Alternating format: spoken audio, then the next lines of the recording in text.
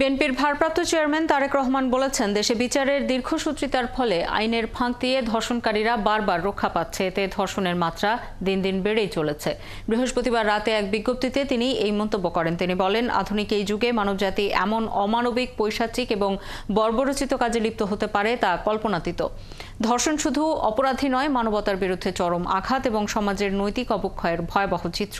তারেক রহমান জানান, নির্মম পাশবিকতায় শিশু আসিয়ার মৃত্যুর ঘটনা দেশবাসীর মতো তাঁকেও ব্যথিত করেছে। এই মৃত্যু কোনোভাবেই মেনে নেওয়া যায় না।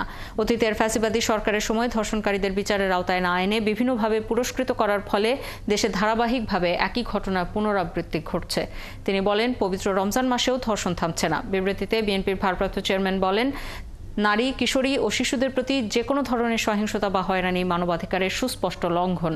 তাই সরকারের সংশ্লিষ্ট কর্তৃপক্ষকে নারী ও শিশুর নিরাপত্তা ও মর্যাদা নিশ্চিত করতে দায়িত্বশীল ভূমিকা পালনের আহ্বান জানান তিনি।